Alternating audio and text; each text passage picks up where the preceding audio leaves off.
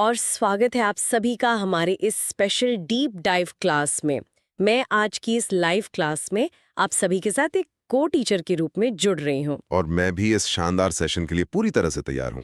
जी, तो आज का हमारा मिशन बहुत ही क्लियर और टारगेटेड है। आज हम राजस्थान सामान्य ज्ञान के इतिहास, भूगोल, कला और राजनीति से जुड़े 10 बहुत ही महत्वपूर्ण एमसीक्यू सॉल्व करने वाले हैं। बिल्कुल, ये प्रश्न संख्या 51 से 7 तक होंगे जो परीक्षा के नजरिए से बहुत उपयोगी हैं। हाँ, और देखिए हमारी इस क्लास की कुछ नियम है जो हमें फॉलो करने हैं। सही कहा। नियम यह है कि हम एक एक करके प्रश्न पढ़ेंगे और 4 विकल्प देंगे। फिर आपको सोचने का थोड़ा समय मिलेगा। जिसमें आपको खुद से सही उत्तर खोजना है ना? एकदम सही। और उसके बाद हम न सिर्फ सही उत्तर बताएंगे बल्कि उसके पीछे का कॉन्सेप्ट भी क्लियर करेंगे ताकि फैक्ट्स हमेशा के लिए याद हो जाएं। मैं बिल्कुल तैयार हूँ। तो फोकस करते हैं हमारे पहले सवाल पर। क्वेश्चन नंबर 51, निम्न में से कौन सा एक धात्विक खनिज है? ऑप्शन ए जिप्सम, ऑप्शन बी अभ्रक, option C limestone, option D manganese. अब आप बताइए इसका सही उत्तर क्या होगा? इसका सही उत्तर है ऑप्शन डी, मैंगनीज। सही कहा। और मुझे लगता है यहाँ एलिमिनेशन मेथड बहुत अच्छे से काम आता है। जी, देखिए बाकी के जो 3 ऑप्शंस हैं जिप्सम, अभ्रक और लाइमस्टोन, ये सभी अधात्विक यानी नॉन मेटालिक खनिजों की श्रेणी में आते हैं। मतलब जिनमें धातु का अंश नहीं होता। बिल्कुल, केवल मैंगनीज ही यहाँ धात्विक या मेटालिक खनिज है। जो कि स्टील इंडस्ट्री में बहुत काम आता है। हाँ, तो जब सामने ऐसे विकल्प मौजूद हों तो एलिमिनेशन मेथड से यानी जो अधात्विक हैं उन्हें हटा देना सही उत्तर तक पहुंचने का सबसे आसान रास्ता है। जी, ये एक बहुत ही बेहतरीन और लॉजिकल अप्रोच है। चलिए, अब जमीन के अंदर से निकलकर वहां रहने वाले लोगों की बात करते हैं। क्वेश्चन नंबर 52, जनगणना 2011 के अनुसार राजस्थान के किस जिले में जनसंख्या घनत्व न्यूनतम है? Option A Jhunjhunu, option B Kota, option C Bikaner, option D Jaisalmer. अब आप बताइए इसका सही उत्तर क्या होगा? इसका सही उत्तर है ऑप्शन डी, जैसलमेर। ये तो पूरा का पूरा ज्योग्राफी पर आधारित लग रहा है। जी हाँ, भूगोल का इसमें बहुत बड़ा हाथ है। 2011 की जनगणना के आधार पर झुंझुनू, कोटा और बीकानेर की तुलना में जैसलमेर का जनसंख्या घनत्व सबसे कम दर्ज किया गया है। क्योंकि वहाँ थार मरुस्थल है ना? सही पकड़ा आपने। जैसलमेर की भौगोलिक परिस्थितियां बहुत कठोर हैं। पानी की कमी और विषम जलवायु के कारण वहां बसावट कम है। जहाँ जीवन अनुकूल होगा वही लोग ज्यादा बसेंगे। एकदम। भौगोलिक परिस्थितियों के कारण ऐसे प्रश्न परीक्षा में बार-बार पूछे जाते हैं, इसलिए इस कॉन्सेप्ट को ध्यान में रखें। समझ गए। और जब अनुकूल परिस्थितियों की बात आती है तो पानी से बढ़कर कुछ नहीं। चलिए नदियों की तरफ बढ़ते हैं। क्वेश्चन नंबर 53, लूनी नदी का उद्गम स्थल है। ऑप्शन ए कमलनाथ की पहाड़ियां, ऑप्शन बी अलवर की पहाड़ियां, ऑप्शन सी नाग पहाड़, ऑप्शन डी खमनौर की पहाड़ियां। अब आप बताइए इसका सही उत्तर क्या होगा? इसका सही उत्तर है ऑप्शन सी, नाग पहाड़। लूनी नदी तो पश्चिमी राजस्थान की लाइफलाइन मानी जाती है, तो इसका उद्गम स्थल याद रखना बहुत जरूरी है। बिल्कुल, लूनी नदी जैसी महत्वपूर्ण नदी का उद्गम अजमेर के पास नाग पहाड़ से होता है, ना कि कमलनाथ, अलवर या खमनौर की पहाड़ियों से। हाँ, क्योंकि खमनौर से तो बनास नदी निकलती है। उद्गम स्थलों को याद रखना परीक्षा के लिए काफी ज्यादा स्कोर बूस्टिंग होता है।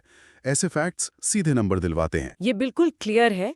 भूगोल से अब हम इतिहास के पन्नों की तरफ रुख करते हैं। क्वेश्चन नंबर 54, 1857 की क्रांति के दौरान बिथौड़ा का युद्ध कब हुआ था? ऑप्शन ए 8 सितंबर 1857, ऑप्शन बी 18 सितंबर 1857, ऑप्शन सी 20 सितंबर 1857, ऑप्शन डी 21 मई 1858। अब आप बताइए इसका सही उत्तर क्या होगा? इसका सही उत्तर है ऑप्शन ए, 8 सितंबर 1857। यहाँ 8 और 18 सितंबर के बीच स्टूडेंट्स अक्सर बहुत कंफ्यूज होते हैं। यही तो एग्जाम सेट करने वालों की स्ट्रैटेजी होती है। इतिहास के इस महत्वपूर्ण बिंदु पर जोर देना जरूरी है कि 1857 की क्रांति में बिथौड़ा का युद्ध एक अहम घटना थी, जिसकी सटीक तारीख 8 सितंबर ही है। जी।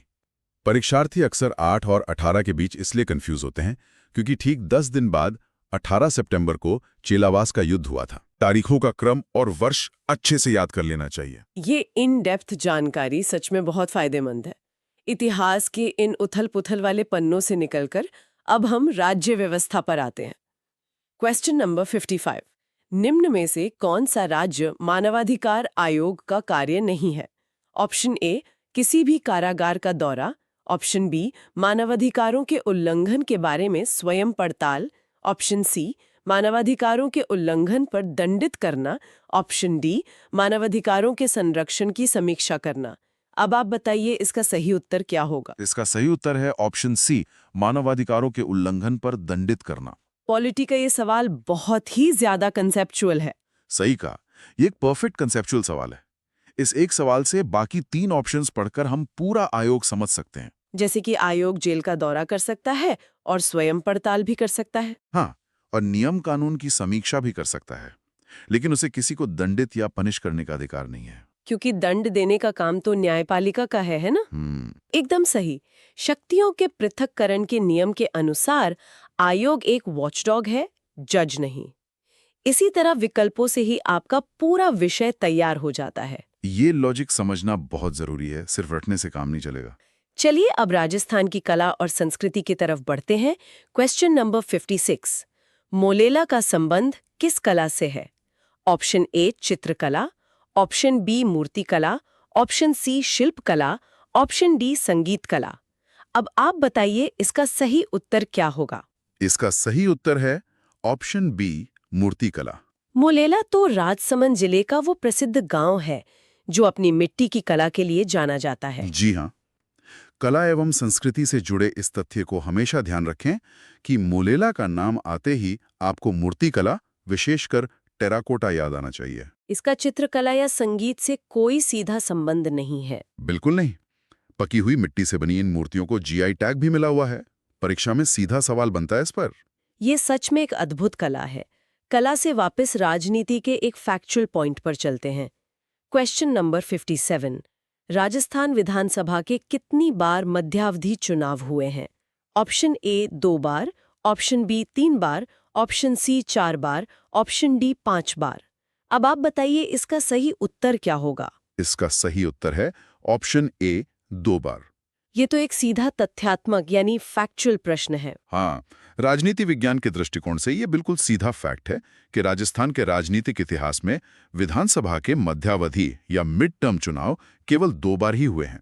और इससे हमें वहां की राजनीतिक स्थिरता का भी थोड़ा अंदाजा लगता है। सही एनालिसिस है आपका। ऐसे फैक्ट स्कोर बूस्ट करने में बहुत मदद करते हैं, क्योंकि इसमें कोई लंबा कॉन्सेप्ट नहीं होता, बस फैक्ट याद होना चाहिए। बिल्कुल।